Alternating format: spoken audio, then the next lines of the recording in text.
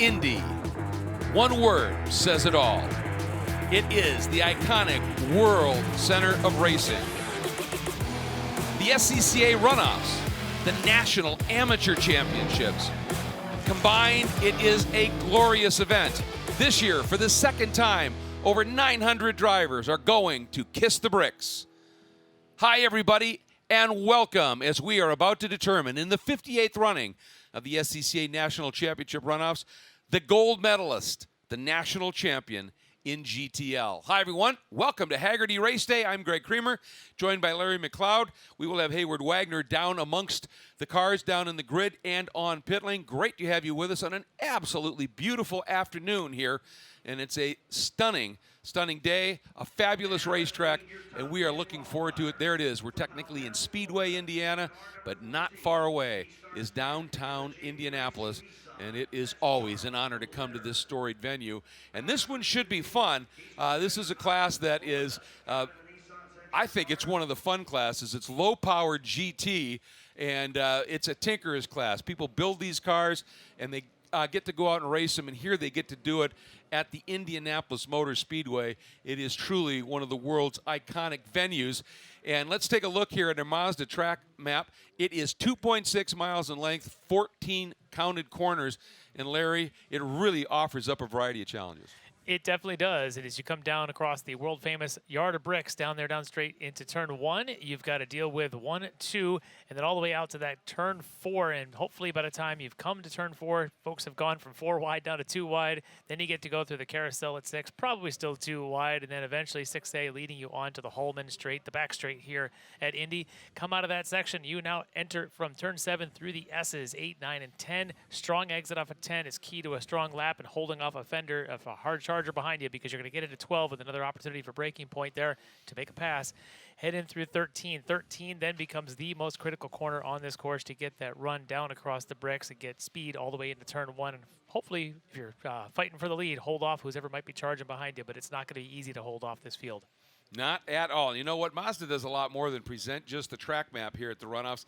Another way Mazda supports the racers and teams is through the Mazda Team Support Program, in which racers are eligible for the largest contingency awards from any of the car makers, as well as parts and technical support. They are a fabulous partner for the Runoffs and for the Sports Car Club of America in general. There is our field of GT-Lite cars, 22 strong.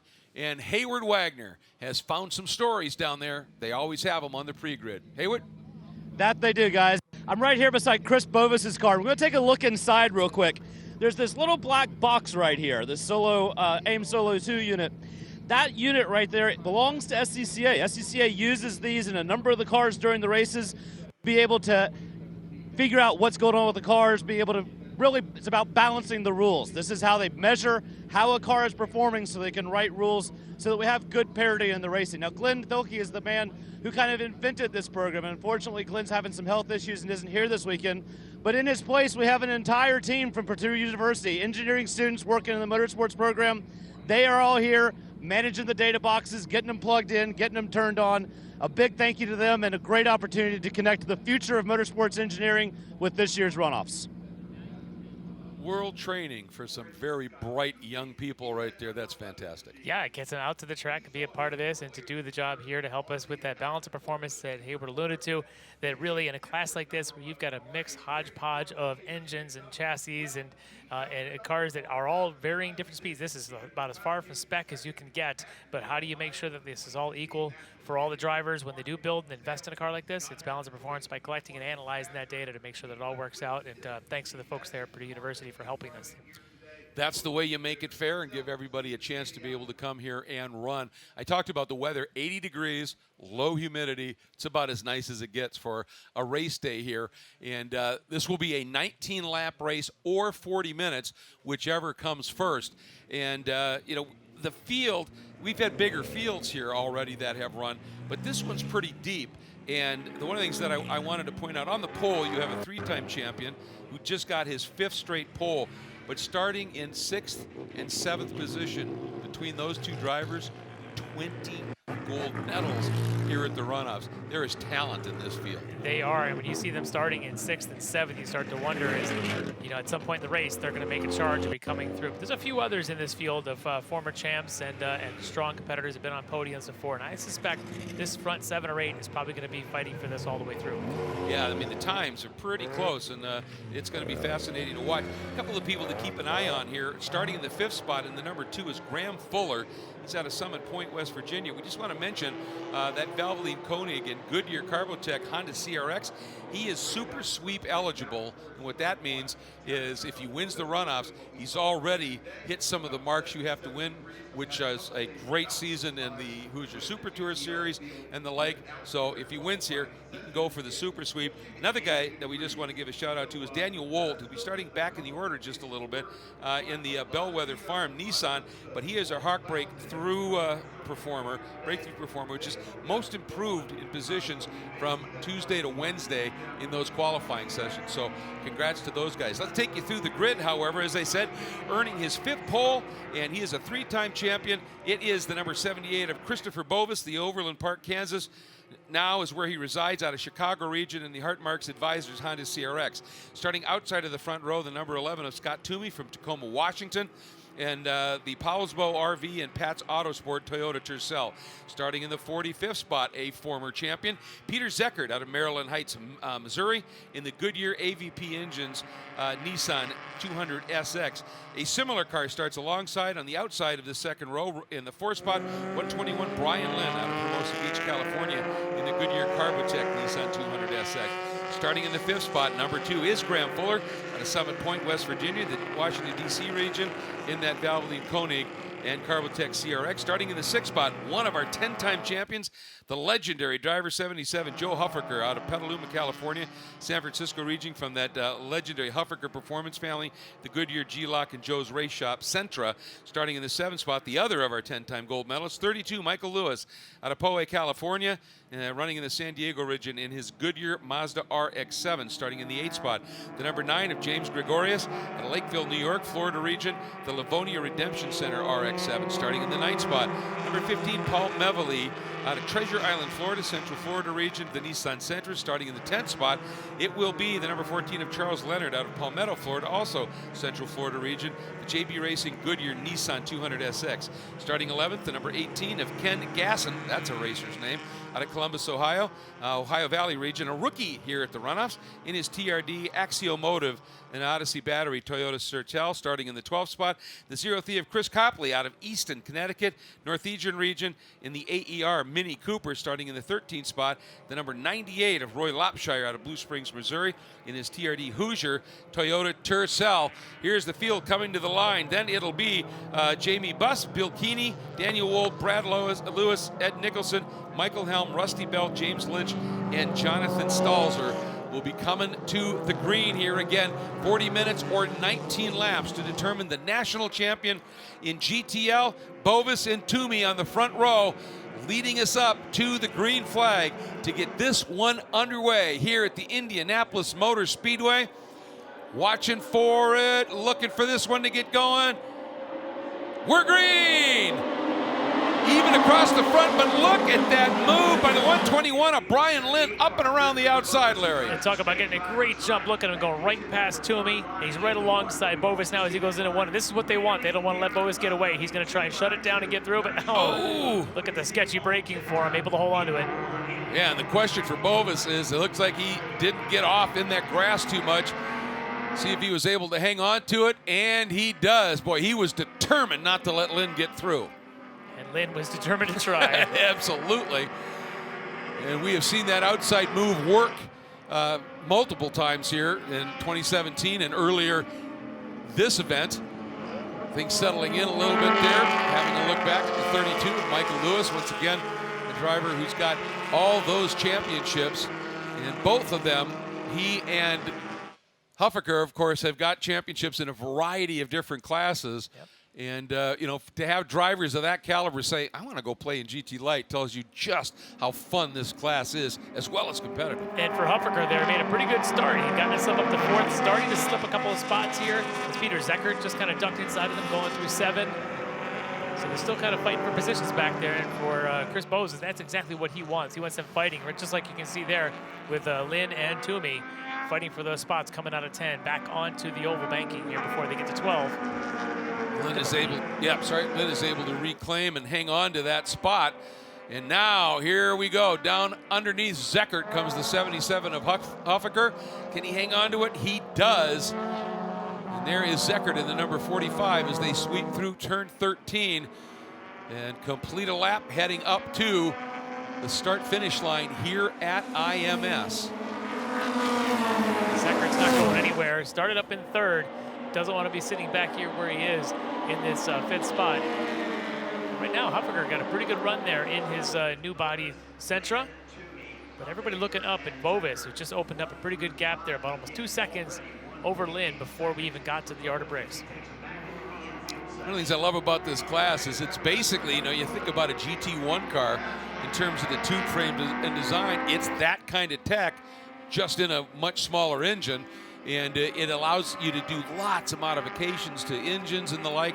And these guys get in them and they just wheel them. And there's great variety in this class, too. There is. You've got, obviously with the 1300cc that you've got in Peter Zeckert's car, there's a couple of 1600cc's out there. So a little bit of variation in engine side, which means differences, of course, then in weight as well, which means they make speed in different ways.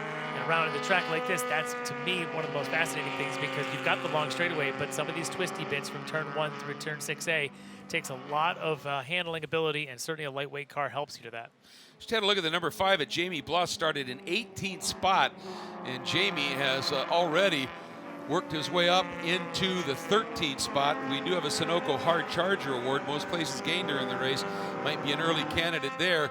Ooh, that was, looked like Lynn may have run just a little wide there. Scott Twoney has gone by, and Lynn ran wide, but he was already a bit behind Toomey, so I wonder if Lynn maybe had a moment somewhere else as well, because Toomey suddenly finds himself with a big lead, but Toomey just lights up that right front unloaded tire heading into turn 12. You want to be very careful doing that. We've seen that quite a bit in some of the other races out here. It's, coming down off the banking makes it a little bit treacherous to try and keep, when you don't have ABS, to keep those front tires from locking up going into there, because one little lock up you start to push wide, which means you then lose your momentum coming out of 13. Really critical section there for these drivers. Yeah, you have got to be quick through 13 and up onto the banking, because it is a long run down this straightaway. And, a couple of things we haven't chatted about yet. One, it's a warmish day, but you have to decide where you want to start, what pressure you want to start your car in terms of the tires, because of course as the tires get heat, pressure goes up, and that can drastically affect the setup. And do you want to start with a lower pressure and have it be fast later, or start with a little higher pressure, get out early, and then maybe have the car go off just a little bit? That's all part and parcel of the game. And it's that compromise, compromise in setups to make a car, whether it's be push or oversteer, make it good for straightaways and corners, or like you say, make a compromise between an early fast car versus a late charging fast car. And I look at someone like Michael Lewis, he might be one of those kind of late charging guys, tends to play the long game, works to make sure his tires last for quite a while, and he might just be sticking around this field. You can see him back there in that blue second-gen Silhouette body RX-7. But I think one of the guys who got off to the quick start there, of course, was Bovis, but Toomey now extending over Lynn. So Toomey not letting Bovis get away. Yeah, Toomey just set fast lap of the race. So he is definitely on the move. And Lewis, interesting, he's running GT-Lite here, and he's also running GT1. And GT3 in the same car as his GT-Lite car. They do an engine swap between sessions, so when you see him out here, you'll see that same car running 2 different ways, 2 different power plants, which means his team is working overtime. The pace right now of Toomey, he picked up 4/10 in Sector 1, picked up another 5/10 in Sector 2. Toomey is closing in on Bovis quickly. Yeah, he is on it. There's the number 2. He's behind Zeckert, is Graham Fuller, and then there is the 32 of Lewis in that beautiful blue machine. And as you said, he's been here, he's won lots of medals, he knows the game. And just because right now he's sitting back there in the 7th spot doesn't mean that's where he's going to stay. But I think a concern to him is there's a fair amount of distance right now between Bovis and Lewis in terms of time and distance here. Don't want to let it get too far. There's a fair number of cars between them right now as well, so he can kind of keep an eye on him. He doesn't want to lose sight of Bovis, but he doesn't want to also maybe at some point have to pick off a few of these guys in front of him. It's not going to be easy with the likes of Zeckert and Huffaker and Lynn out in front of him, as well as Graham Fuller. But I'm really watching Toomey now. Toomey, again, chipping away, picked up another picked up on that particular lap was about 1 second. He chipped into Bovis's lead as they come towards the end of sector 1. We'll get another, but you can see it visually on the screen how close Twoney's getting here. Absolutely, and doing it early here, so he can get up close instead of having to work too hard late to get to him now. I mean, he's basically there, and we'll see how this is going to play, what the long game is. Brian Lynn sitting in that 3rd spot in that Nissan 200 SX. Then we've got Huffaker in the Nissan Sentra, and then Zeckert in a Nissan 200 SX, the SER as well. And Twoney, you gotta love the paint on that car too, sort of almost a chrome maroon. It's really it looks beautiful here in the bright sunshine. Thankfully, today's not one of the rainy days for this weekend, so we can get a really great look at that gloss on that Toyota that he's got. But right now, that's really what's in the mirrors of Bovis is that dark maroon. Shiny car right up on back. And look how quick he is coming into. He brakes so late going into 12. Look at just a couple of car lengths just right there coming off the banking. Now in this class, you can, if you want, change the drive line, I believe. And if you've got a front drive, you can reconstitute it into a rear drive. But I don't believe Bovis has done that. I believe his is a rear drive. Oh, they did do that. Okay. I just checked with Hayward. He said his is a rear drive. All right, that makes sense then. But one of the things about Bovis, though, is they did in practice over last weekend lose an engine. So this is, in fact, the backup engine that he did put on pole. In fact, even on Thursday, did set his quickest time. But this is not his preferred engine, which, in that long run, maybe he's thinking, man, I'd love to have an extra half a horsepower or 1 horsepower or something to be able to pull these straightaways. But right now, I don't think that's where the advantage is for Twoney. I think Twoney's right now on that turn-in. He's so crisp. The car is floating very well. He's carrying speed on corner entry. We saw it at 12. Look at him right there through the 4-5 sequence. Yeah, the car points in really well right now, and you can see it anywhere he wants it to go. It just turns and it's there for him.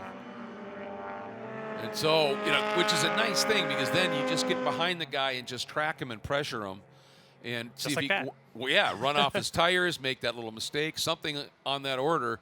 When your car is working that well. Now the problem is as you get later in the race and the tires go off.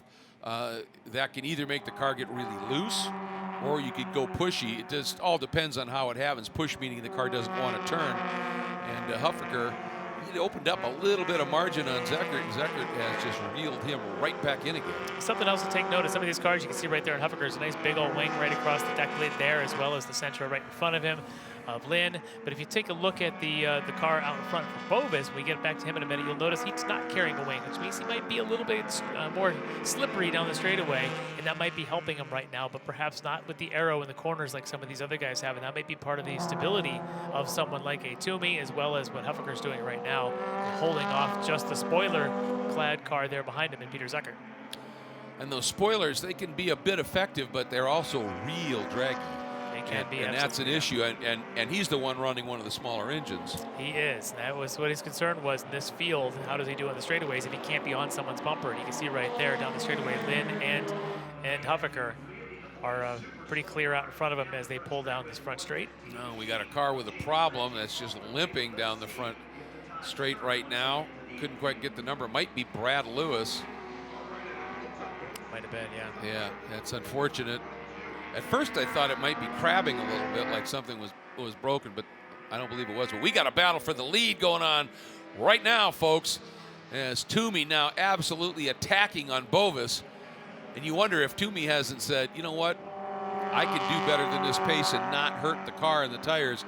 I need to get around him and see what I can do here, because he is starting to heap that pressure on just a little bit as they exit 6A and onto this long and extremely wide Holman backstretch. Could be anything. He could be looking for that way by, knowing he's faster, or maybe he's just trying to push Bovis into using his tires up so that later in the race he's got a chance. But look at the battle back here is Lynn and Huffaker. Huffaker got through. Zeckert now must be real quick in that first sector to make this kind of room up. Now he's alongside Lynn going into the S's. It just sweeps the outside of Lynn, so Lynn has gone from 3rd to 5th. Zeckert, one of the former champions of this class, 2008. He's also been on the podium a couple times. He is the godfather of this class. Some say the grandfather. But he's been around a long time, kind of mentors a lot of the folks. In fact, even today, he actually has the molds for that 200SX body now. So if other people need replacement parts, he can actually help them out a little bit. That's how invested he is in this class. Yeah, he's been doing this a while, and it's great to have that kind of mentorship and leadership. Another guy who's been doing this for a while, won it last year, but he's not here this weekend, is Peter Shadowin. But he also a longtime competitor, and that's one of the nice things. You know, you get guys like that who are very competitive, certainly, but they have no problem sharing their knowledge with the young drivers coming in and saying, we want this class to be fun and competitive for everybody, and they'll help you out. Now, let's see, Zeckert, this is what he needs to do, is just try and get in the tow with that car that's a little smaller motor and maybe a little bit more draggy. It's just, if he can stay right with somebody, he doesn't lose much ground. Well, you can see how fast he is very quick in this first sector. We'll see what he can do, because last time he had pulled up right alongside Lynn, was able to make a pass, see if he can do the same thing to Huffaker. Huffaker, a little bit more of the veteran here, obviously with the 10 gold medals. Gonna see if, but look at him, look at the speed through this sector here for Zeckert. He really is able to just roll a lot of speed through fast enough that he wants to pop out here and not give it up. And if you look at that, you might think, oh, he blew it, he ran wide. No, he did that on purpose because, one, he had so much speed. If he had stayed behind him, he'd have to lift. And if you go out wide like that, you watched him diamond the corner and get to the throttle a little bit sooner. So sometimes those wide lines that look a little off are intentional. They definitely are. There's a lot of choice of lines going around that corner. But I'm just watching these two, and look at how much. He get out of 9 with speed, didn't he? He did. And Bovis there taking a lot of curb to try and get the run through 10. Got a pretty good run. Again, he's a little more slippery down these longer runs, coming out of 10 all the way up to 12. And that's helping him hold off the charging. And that's that whole philosophy of is once you get qualified and you got a car that's got pretty slippery in the straights, you might be able to kind of hold them through the corners by just being a wide car. I know I never really called a CRX a wide car. Exactly. But in this case, he's playing pretty wide. But I think at the same time, too, he's playing pretty patient back there. Up onto the long straight here at IMS one more time. And this is where Bovis, as you say, you can see it right there with that slipperiness. He just starts to ease away a little bit. And there's Toomey trying everything he possibly can just to try and get any kind of a draft. Then here we go. Look at the margin. The lead duo have opened up right now. So Zeckert there kind of poking out, not making a move. I wonder if he's just trying to get a little bit of air on the air inlet there. On the underside of the front, kind of looks like the under the bumper there. Obviously, the headlights are just a silhouette across, but you know, maybe trying to get a little bit of air down the front straightaway as opposed to being locked up against the back of Huffaker. Keep the car cool. Well, it is a warmish day here, and these cars, these motors are stressed. When you've got these smaller motors, they really push them. Yeah, this is about the warmest of runoffs that we've had now in a number of years. So some of these drivers that come here to Indy thinking, well, I could either be in snow jackets or we could be in shorts and sunscreen, and we're a little closer to shorts and sunscreen this week. That we are. Oh man, look at this. It's Toomey. Once again, you get, as you said, you get into the twisty stuff, and Toomey's car really comes to life, doesn't it? He definitely does. The question is, how is he going to be able to make a pass? And I think that's the problem here, is he's got to figure out a place he can do it and hold it, knowing that the straightaways are not really to his advantage. Look at the corner cut there and how stable the car looks going across the apex at 10 for Bovis. And what impressed me was Toomey actually ran outside of the curb all the way through the corner, didn't lose a bit. Yeah. So in the corners, that car is just glued right now. Really impressive. But one thing about GT cars that you find is they're relatively high-strung cars. They're strung out pretty tight. And a lot of these drivers don't like to hit curbs too hard, because you start to shake things loose. We've heard in other races, drivers get to the finish line. I started hearing weird noises, and I got into my head. You don't want to start hearing weird noises. So every time you see Bovis clobbering that curb at 10, you wonder, for Toomey, he's thinking, go ahead, clobber away if you want, but at some point we've still got another, 10 and a half laps to run. Yeah, I'm staying off of those curbs. You go ahead and hammer him. Jonathan Stalzer in the auto body by Daniels, Toyota Corolla right there, that they are putting a lap on, but Jonathan doing a nice job and giving it a bit of a go here. And look at Zeckert, swings to the outside. Oh, Huffaker dancing on the brakes going in. He got it woed down and was able to keep it stuck just enough. Oh, that's a rough place to be stopped there, right at the apex of 12. Is. But great brake control there for Huffaker going into 1. The car had just a little bit of a twitch, but he held onto it, didn't have any lockup, was able to get in and hold Zeckert, who clearly had the better line. And Zeckert knows in this part of the track he's faster. He wanted to get by, but but great job by the veteran Huffaker to hold him behind him, at least for one more lap. Yeah. Looked to me like Huffaker missed the apex a little bit in turn 5. But then did the diamond in turn 6 to try and be able to get the power down going out. You've got to have a lot of confidence when you diamond a corner, which means you go in wide and then square it, that the guy behind you isn't close enough. He can just dive down the inside and park you. And so Huffaker very savvy about it. You know, it's really called track awareness and knows exactly where his competition is. But I'll tell you what, that black number 77, that is starting to get a little bit dancy out there. That sensor's starting to move around a lot. It is. Also, you see moving around a lot all the way out to the dirt there, coming off a 10. And Zeckert just kind of following in behind him, being the shadow right now behind the car, colored like a shadow. Just kind of see if he can hide there a little bit. I also want to take note that Michael Lewis has made some strides. We talked earlier, he had dropped behind Fuller and Lynn. Lewis now back to 5th ahead of those guys. Not quite to the pace yet of what Huffaker and Zeckert are doing, but again, we're halfway through the race. A veteran like Lewis just pacing himself. Absolutely. Right now, the margin between Bovis and Toomey, first to second, back to the Huffaker-Zeckert battle, is on the order of 10 seconds. So they are really flying. Up at the front, 2 great battles are underway here in the race to the gold in GT-Lite at the Runoffs. And of course, we wouldn't be able to do this without some wonderful partners, in particular Mazda. Let's learn about a few of them. Why race? Because it's in our blood. A love of driving that pushes us as hard on the road as it does on the track. It's why we reinvented the Roadster and put a piece of it into every car we make. It's why we refine, rethink, and refine again. And it's why we'll always engineer to your heart's BPM, not simply an engine's RPM. Why race? Why indeed? When the finish line calls, we answer. Hit the road with insurance protection from Hagerty. Whether you drive a built racer, sports car, or exotic, and save an average of $264. Get a quote today at Hagerty.com. Welcome to that magic realm.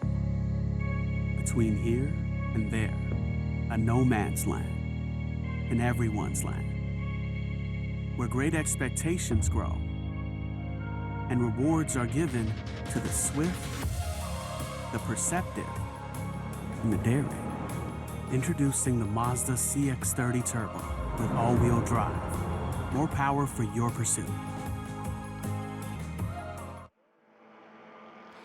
It is Hagerty Race Day here at the 58th running of the SCCA National Championship Runoffs here at the Indianapolis Motor Speedway. Some fabulous racing unfolding. Also want to say a big thanks to Hawk Performance, the official brake partner of the SCCA. Great contingency work and class move right there. Rusty Bell in the number 80. They're just, he said, we've just got little problems. He said the restrictor package on the car is not quite right. Our gearing is not quite right for the track. And he said, I'm just running at Indy and just relishing in that. You saw a big point by right there, and that's really class from those competitors. Also a big thanks to Sunoco, the official fuel of the SCCA, who does that Sunoco Hard Charger Award, and keeping an eye on that as well. And we just now watched as Toomey has dropped off a little bit from Bovis. And that last lap time, Bovis was almost, well, the last lap times they were really close, but the previous lap, either Toomey made a little mistake or Bovis just found something. But look at that, Toomey has reeled him right back in again. I think it might have been just kind of coordinating the turn in and turn 1 there with Rusty turning at the same time. And just kind of give a little bit of room. Again, the race is long from over, and if you're Toomey, you're just thinking biding your time. Maybe you can take a half a lap to kind of cool the tires a little bit more, get a feel for the car, make sure everything's good. We had mentioned earlier about Bovis had a rear-wheel drive conversion that has been confirmed as not true. It is in fact a front-wheel drive car, or a CRX still. So thank you, Hayward, for checking that one out. Yeah, and that then leads me to ask the question about anything front-wheel drive later in a race. You ask tires so much of of those front tires, braking, turning, acceleration. How are they hanging in there? So that's something we're going to be watching. I got to tell you, Bovis eats a lot of curb going through turn 7, which you think would make him really quick up through 8 and into, and the like. But out of 8 and 9, it's Toomey that just rolls huge speed through there. Yeah, so we got a shot right here. Peter Zeckert, he was up there running in 4th, running up there with Joe Huffaker. He has dropped back significantly, now back to 7th and fading quickly. So we're not quite sure what's going on there with him. I suspect he may have something with that car that's not quite up to snuff. Well, we talked about how highly stressed these machines are. Yeah. Also want to keep our eyes on, so Huffaker now up to 3rd. Man currently in 4th, that familiar blue RX-7. I'm just gonna, we'll get to it a little bit later, but it was kind of, don't forget that name Michael Lewis as we go back to our leaders here with Bovis now and about a car length ahead of Toomey. Oh, we just get word that Zeckert, you were spot on, something amiss with the car. He's ducking down into pit lane, and Toomey ducks down underneath Bovis, side by side. Can Bovis hang on to that inside? He does. Can Toomey do the over-under? He's going to try it. Ooh, little wiggle there from Bovis. I think Toomey caught him sleeping just like he caught us sleeping. Nobody expected that to go, and I think it's exactly why he tried it. Unfortunately, the outside of Tixay wasn't there for him, but he's now back to racy mode. Yep, and he's flashing back and forth, trying to get into Bovis's mirrors and thus maybe into Bovis's mind. Now watch the speed right there. Look at how much Toomey closes. He just rockets through that section of track. And this time Toomey takes a ton of curve there at 10. He does not want, maybe sensing that perhaps this is that moment where Bovis's car is starting to slip down just a little bit, and he's going to start pushing. I almost wonder if he might not just try a dive bomb move down at a 10, because he's got so much more speed. If he's a little bit closer, he might be able to make that work. And look at this. Lewis now around Huffaker, and now in a podium position. Boy, you were right, Larry. Lewis using all that experience a little bit later in the race, and he is now moving up. Yeah, 10-time champ on 10-time champ there. Yeah. These two guys in your shot, 20 gold medals between them. Michael Lewis. Take a look at this pass here. Watch him here. Just pulls out, almost used Rusty a little bit as a pick. And, you know, I think right there, what do you think? I think Huffaker was really watching what Rusty was doing, and Lewis pounced. Sure, yeah. If you're Huffaker, you'd like to get all the way to track right and make that nice sweep and get at least a better line when Lewis goes inside. But Lewis had a little bit of help there. I mean, like, Rusty did everything he could. It's nothing against what Rusty did. Oh, but, no. But for Lewis, opportunity certainly came through there for him. Look at the flames coming out of the side of the rotary-powered RX-7. I love seeing that. I do, too. It is just... It's one of those things that it just screams race car. Yeah. You know, to me, that it's fabulous. Yeah, Rusty in the Jegs Toyota, you know, you can't hit the disappear button, and he was over to the right, and that's so wide. There was tons of room. Of course, Rusty works with our fellow booth guy John Phippen at Mid Ohio as one of their announcers. So we go back to the lead battle here, and Toomey's just staying. Now he gets through there well. But this, watch the run. Look at that. That's where I thought, is he going to try and stuff it down? He does! Gets the rotation, but that car rotated just a little bit too much and scrubbed a little speed as he did it. It's just enough for Bovis to go through. But now the problem is that Bovis knows, oh, I got a cover in 10. I think Toomey saw the same thing you did on the last couple laps, knowing how quick he was through that sector there in 9, and thought maybe I could pull that off. But wow, pretty good mid-quarter speed there for Bovis to hang on to it. But he is definitely, he is pretty much the injured gazelle at this point, the way he's kind of going through this. I do wonder about those tires. Here as we're now entering, finishing lap 13, what are those front tires feeling like for him in that CRX? And is Toomey really in the better seat here? It's always better to be in front than behind, but with you know, 5 laps to go here. That is, I may have to borrow that. I've never heard that. That's a very accurate graphic description of a car that's struggling at the injured gazelle. and the cheetah that is in pursuit here. Look at that, Bovis responds a little bit, gets that little margin built up, but boy, I tell you, as soon as you get into anything technical and twisty, Toomey's there.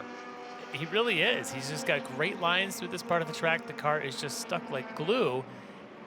He's going to try it again. Boy, Bovis left the door open more than he may have wanted here. And Toomey can come across. Does. Got it. Toomey now into the lead. New leader in the run for the gold in GT-Lite. Game on. Yeah. Now, does the straight line speed of Bovis, is he able to get it back? Probably not going to try here, but we've seen how fast he is coming off at 10 as well as getting onto the oval. So this race is going to be hot all the way to the finish. So Toomey's got to just drive the wheels off this thing in this section where he's so fast, try and get enough of a lead built up before they get onto that straight. He's doing it. Look at the margin. He's opened up. Wow. Right up to the dirt edge there. This time Yeah. he just knows this is that opportunity. Can't take any opportunity for granted. Got to push, got to push, got to push. And don't want to give Bovis any kind of a draft when they get onto the front straight. The lock up there tells you how hard he is trying to open a gap up. But I think that little bit of lockup that allowed Bovis to take a couple of car lengths back. Now this is Bovis' strong suit right here. Yep. Cutting the distance, trying to get a bead, trying to just get into the slipstream. Knowing he doesn't have to pass him here, but you know he'll have a couple of more chances, but those chances are going to start dwindling down. And look at the weave already, trying to break that draft. He may have wasted a little bit too much road, though, doing that. Bovis just stayed straight. Now Bovis thought about it, but just doing the late break, couldn't quite get it done. So we have 4 laps to go. Boy, this is turning into a fascinating chess match, isn't it? The hunter becomes the huntee right now as Toomey now is watching with his mirrors the same way Bovis was. Look at the slide through there. Exactly, and you start doing too much of that, you start overheating the surface of your tires, and the grip will just go away. But so far, he's making it work as he starts to build that gap again. I want to see if he starts changing any of his lines now, being the lead car. Was able there to take that wide entry still into 6, but we'll get back in a minute because this battle is pretty good too. Yeah, Huffaker hasn't exactly said, well, you got me here. Joe is coming back after it. 20 gold medals between these two guys at the Runoffs. This is going to be a great scrap. Huffaker running that wide line. But again, trying to diamond it so we can get to the throttle a little bit sooner. Yeah, these two experienced Californians. I'm sure they've raced heads up a couple of times over the years.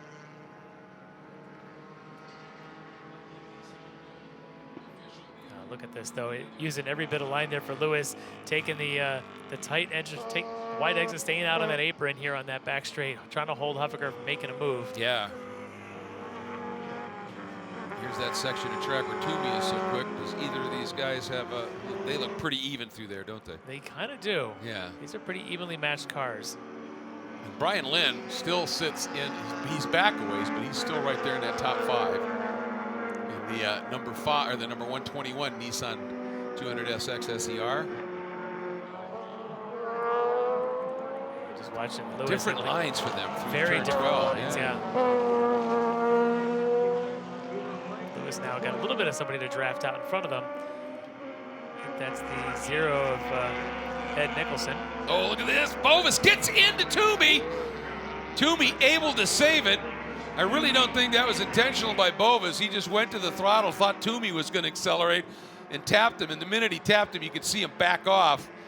But, boy, this is now starting. Well, hey, we're 3 laps to go. There's a gold medal. Yeah. And, the carrot for these guys, it's getting serious. Yep, little jab, a little head fake, a little bob, a little bit of weave. This fight is on. Yeah, it is. And Toomey right now, that's about as big a lead as he's had coming onto the home and back straight. Almost in a split screen to see both of these battles here. The 1-2 phenomenal. battle and the 3-4 battle.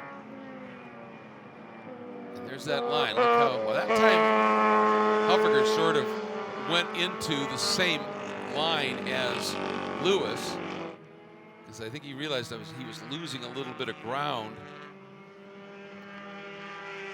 See what happens here. There's Lynn just popping into the background. Looks pretty strong down here. Strong off of 6A. Yeah. And that rotary, obviously a very strong power plant in that car. It's usually got a bit of an advantage in trap speed, so any kind of a long run, whether it be the 6A down to 7 or even off of 10 down to 12, some good places he can stretch. But these S's really should be where Huffaker's a little bit faster. Yeah. He's not making up much ground on him, is he? He's not. And that goes back to, I think, the strategy that Lewis probably would have had. Would have been to probably save some tires. And right now he's starting to use those things up. There's the 03 of Chris Copley in the Mini. He had to work his way up into the top 10 and now finds himself sitting over there. Oh, looks like he's got it moving again. All right, 3 laps to go. Here's that straight line speed of Bovis, able to close up. Now he's got to work real hard to get perfect marks to not lose that, so he can get a little more on the next lap. And the extra, we suspect a little bit more drag coming off of the Twoney Tercel there. Maybe is an opportunity to slipstream in behind him. Oh boy, I'll tell you, you get into these technical sections of the track, that extra grip for the Tercel really comes good there. That combined with the potential for those front tires on that front drive CRX to be starting to feel all of the load they've been subjected to during this race. Bovis, though, that was actually pretty good. He stayed closer than he has. Yes, he did. It's a very quick sector 1 for him, waiting for the actual time to come up, but he certainly managed to not lose anything, and that's critical for him to not lose gap there through that sector 1. It's a very long, it's almost half the track in sector 1, and to be able to hold that gap tight so he can then maybe close it further along these straight runs. Well, and that I'm going to ask you a question about that, because we know that the Tercel is probably a little draggy, and we know that Bovis is really good in a straight line. Is he maybe hanging back just a little bit because he'd rather not be out front and let the draggy Tercel draft off him right now and then be able to go after him on that last lap? You got to be careful because he's going to get 2 more chances down the front straightaway, and my philosophy always is if the first one presents itself, you take it. You start playing that game, that poker game of waiting for that ace to come up. Sometimes that ace never comes. You need to take it when you can, and he's close enough this time, I think. He is. And you saw another big lockup by Twoney going into 12. Here comes Bovis. He's got the momentum. He is up the inside. It's a braking duel down into turn 1. Bovis noses ahead, but here comes Twoney. Twoney wanted to turn in, and Bovis parked him. That was really good racecraft by Chris Bovis. It really was, and as we were talking about, you got to take that opportunity there. You don't want to wait for white flag and not get the opportunity. You take it here on the lap 18.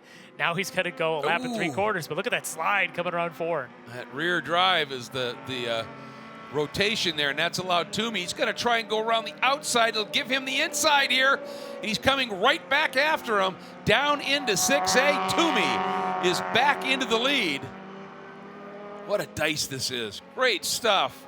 It is for Bovis. Now he knows he can definitely do it on the straightaway, but he'd like to, same thing we just talked about a lap ago. Got to hold close here.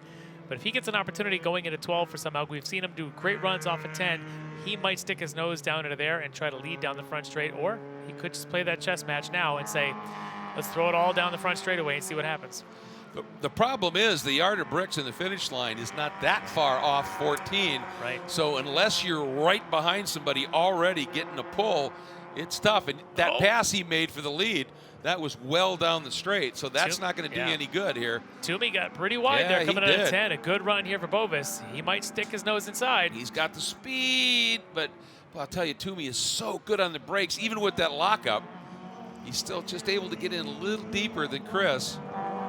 His tires are more diamond shaped at this point. Exactly. He's probably got a pretty good vibration through that steering wheel from the flat spot on that right front. You know, that's the other part of this we haven't talked about. You look at the layout of this track. As the white flag comes out, Bovis gets to move a little bit sooner, but you've got lots of long duration right-handers here. Those left fronts in particular can take a bit of a pasting, and here we go. Bovis got that done early enough. He's got his nose completely ahead. Now, Twoney, see what he could do. Bovis made it work. Here comes Twoney. He's got a really good run. Wants to cut underneath. Bovis, I thought, was going to protect. Twoney knifes down to the inside once again into turn 4. Bovis going to swing the outside. Twoney inside line through 5. Bovis is there. Twoney exits just far enough. Now Bovis going to try and pull a Twoney and get down the inside, but Twoney is able to roll a lot of... Oh, to touch! That's the section where Twoney's been quick, and he had to go to the outside. He likes the inside line, but he had to go outside. And now down a straightaway here. Bovis, again, always strong. And when Bovis touched him, it actually slowed Bovis up just a little bit, gave Twoney a little bit of breathing room, but then Bovis able to close it down. Right here is where Twoney has been wicked quick. He has got to drive the run of his race through this section of track. Looks like he may have done it just enough. Oh, he had to check up right there. He's running too wide, though, Larry. Yeah, he's got an opportunity here. See if Bovis protects, or see if Twoney protects on the inside, makes Bovis go around the long way. He is. Has to. He had to. He floated just a little wide at the exit of 10. Huge lockup. Floats wider than he has. This is going to be it. Bovis sweeps around, or does he? Bovis now off track. Twoney comes back. Bovis not going to lift. Rockets back on. Drops the hammer. Here we are. Exit of 13 into 14. Not going to be close enough. Twoney is going to get it done and get the gold medal here at the runoffs in GT-Lite. But Bovis gave it his all. Oh, that was spectacular stuff. Bovis just thought he had an opportunity right there, and he was kind of pushed wide, unable to hold it. But let's take a look at the finish here for third. And Lewis pretty much all by himself as Huffager just on that last lap, not able to match the times of Lewis. Lewis finds himself on his own, and with that, Lewis is going to come up. This will be a 21st medal from Michael Lewis at the runoffs. He has been doing this for a long time and has been doing it incredibly well. Medal number 21 for Michael Lewis, with Huffager just out of the medal position in fourth. And then Brian Lynn hanging there in the back. And just to give you a little perspective, folks, this is Scott Twoney's third runoff. His previous best finish was in 2018 out at Sonoma Raceway, and he was 8th. So this was the venue. He had the package, and he extracted absolutely everything out of it. Just a great drive. Watching here the number 14 of Charles Leonard running in the 8th spot, doing a really nice job as well. The Nissan 200SX SER out of Palmetto, Florida. Leonard having a strong run, started in the 10th spot. Putting a good one together here. But I'll tell you what, a nice and easy, really savvy, sportsmanlike drive by Rusty Bell has him up in 13th. He started 20th. He might be a great candidate for the Sunoco Hard Charger Award. That's really good. What a race, though. What a race for the front as well as for the last spot on that podium. Absolutely. Oh. Bovis and Twoney put on one heck of a show. Clean racing, but just no holds barred. It was just these two guys just neck and neck the whole way. Neither one of them wanted to give an inch on that last lap. What impressed me was when Twoney ran wide with that huge lockup in 12. Yeah. I thought it was over. I thought Bovis was going to come by. And then Twoney carried still enough speed to keep Bovis from being able to turn in where he wanted. And it was just fascinating. That's that chess match we're talking about. Oh, yeah. You know? They each at that point knew each other's strengths and weaknesses, and you saw them all play out in that last lap, with Twoney able to use the handling strength to tuck inside at 4, and Bovis able to kind of run him back down, and Twoney able to hold him off just enough. What a treat that race was. GTL doing it once again, putting together a great package, and there is Mr. Lewis. Busy man, this 58th running of the runoffs. Wow, good stuff. As I said, Bovis, he won here in 17, Bovis did. So, you know, he's sharing the wealth, letting Twoney have his moment. Zeckert qualified third here in 17. So, I mean, you know, we got guys that have had pretty solid runs here, but Twoney didn't run here in 17, and this may have just become his favorite track.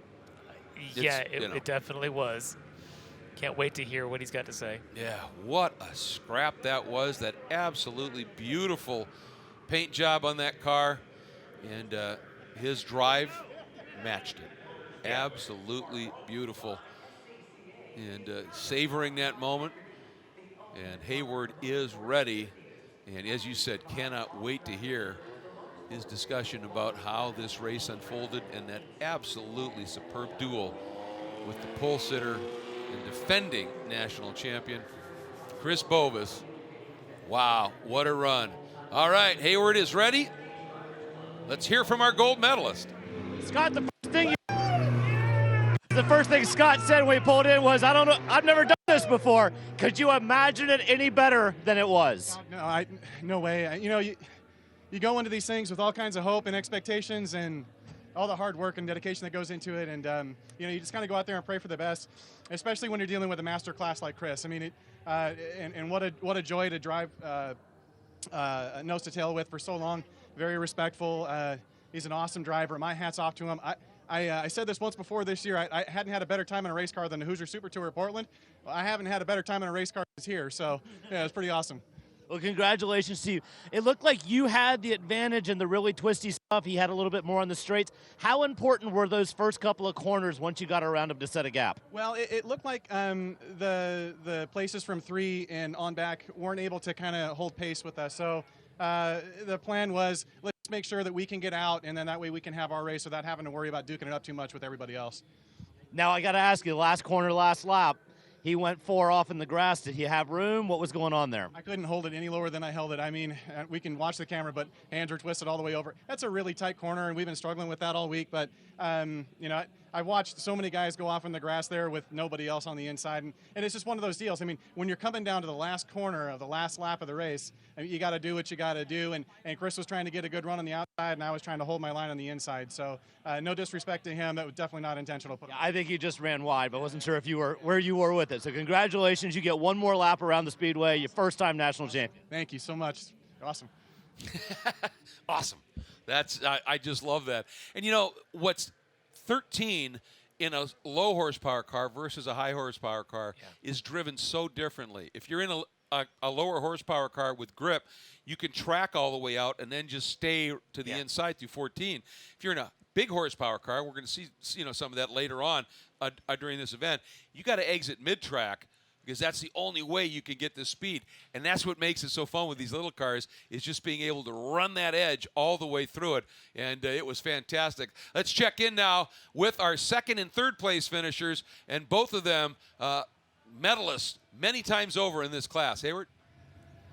Chris, I suspect we've had happier conversations. You look a little bit frustrated right now. Yeah, you know, I ended up losing the race. I was trying to get him to make the last mistake, and that was second to last corner, and unfortunately it was one more to go, and that was my mistake. So it's just my mistake. Let me ask you about the last corner. It looked like you ran wide completely independently of what he was doing. Was that the case? Yeah, so I couldn't quite see him, and so I didn't know how far I could go over, if I could cut back across and get a good run out, and I just thought, well, it's kind of the last lap, and ended up lighting up the front tires and driving right off the track. But then you're like, well, do I back out of it and try to save it and kill my run, or do I just keep going and hope maybe he goes off? So, yeah, it was just super frustrating. Excuse me, because I mean, we definitely had, certainly from the last corner to start finish, we definitely had him, and I was really honest. I was so proud of myself that I got him to make that mistake in the right-hander, and then I'm like, oh, and I screwed it all up. So. Well, congratulations on what was an incredibly entertaining race to watch. You guys did such a good job staying off of each other. One of the best races we've seen in a while. So congratulations to you. Thank you very much. Yeah, I unfortunately hit him in the back, and I didn't mean to, coming up on a lap car. So, but it was a fun race. I'll feel a little better about it in about an hour. Congratulations to you on another Runoffs medal. And we're gonna grab Mike Lewis. Speaking of Runoffs medals, Mike Lewis, how many medals is this for you, sir? You always keep track of that 30. for me. I think we're at 30. Does that sound right? I don't know, to tell you the truth. I keep track of the golds, and that's it. But I know I was going to get one of these today. So what we see a lot at the Runoffs is a really happy winner, a kind of bum second place, and a third place that's just glad to make the podium. Where's your head today? Absolutely. That's a win for us. I mean, we brought a knife to a gunfight. To some degree, we're looking at the trap speeds. So we learned a lot about how guys pick up their game for the Runoffs. Guys that we beat during the year, suddenly we're way fast. So all credit to them. They did a great job. They just disappeared, so it was just to me and that group. And I had a ton of fun there, and everybody drove well, drove fairly, and it was a lot of fun. Yeah. Well, the stats keepers in my ear tell me it's 21 medals, so congratulations to you on your 21st medal, a podium here at Indy. This one's probably in the top 10 for effort, man. I worked hard today. So congratulations. All right, thank you, man. Yeah, he's been at this a while, and everything he drives is fast. You know, I mean, he drives that GT1 car to championships. He enters Trans Am races on occasion and is right up at the front. He's just good. But there's a new sheriff in town here in GT-Lite, and his name is Toomey. Yeah, speaking of good, that guy right now, he was the best driver today. Yeah, even as Bovis said right there, he thought maybe he could force him into a mistake that would cost him, and Toomey, just a little bit of lockup, didn't let it cost him, was able to come through across the bricks first, take that checker flag. And it was so refreshing, to hear Bovis say, it was me. No, it had nothing to do with him. I just drove it off. So that is just really refreshing and great sportsmanship. Toomey, Bovis, and Lewis, your medalists. Huffaker and Lynn rounding out the top 5. Fuller, Mavoli, Leonard, I love that name, Ken Gasson for a race car driver, and Jamie Blust. Good stuff. Jamie came from 18th to 10th, so another candidate for the Sunoco Hard Charge Award. That will be announced a little bit later. So, wow, what a show those guys put on. Absolutely fabulous. And I can't wait to see it a little bit of again, so let's look at some highlights. I think it's best time right now, and I'll probably be watching it again later. But absolutely. Look at this. This battle went right from the green flag. A little bit of help there from Mr. Brian Lynn on this front straight, but that didn't stop this battle from waging on for 19 laps. Not at all. And there you can see Toomey, that car just sticking everywhere. This was his first move, and going for the lead, got out in front. It was by no means done. Down at the end of 1, Bovis making the move, getting down and taking the lead away, but Toomey able to float speed. Here was that mistake by Toomey, and he thought, oh no, Bovis said I had it, but Toomey was just close enough. Bovis had to miss the apex. As he said, lit the fronts up, drove off. He kept it pinned and came right back on, but the momentum was just lost enough, and Toomey able to drive it home and grab the gold medal with, again, Lewis here coming home in 3rd, nabbing that 21st medal here at the runoffs. And there is one happy guy who got to throw a couple of crew members and a checkered flag in that car and go out for the lap of honor. Well, that wraps up our coverage here of the Run for the Gold in GT-Lite here at the 58th running of the SCCA National Championship Runoffs. Thanks again to Mazda, who are presenting our broadcast of this absolutely legendary event. For Haywood Wagner down in pit lane and Larry McLeod alongside, I'm Greg Creamer. Thank you so much for joining us here from Indianapolis Motor Speedway. Take care, everyone. When the finish line calls, we answer. Hit the road with insurance protection from Hagerty. Whether you drive a built racer, sports car, or exotic, and save an average of $264. Get a quote today at Hagerty.com. Welcome to that magic realm. Between here and there, a no man's land, and everyone's land. Where great expectations grow, and rewards are given to the swift, the perceptive, and the daring. Introducing the Mazda CX-30 Turbo with all-wheel drive. More power for your pursuit. Why race? Because it's in our blood. A love of driving that pushes us as hard on the road as it does on the track.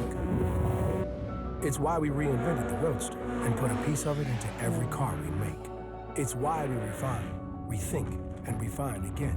And it's why we'll always engineer to your heart's BPM, not simply an engine's RPM. Why race? Why indeed.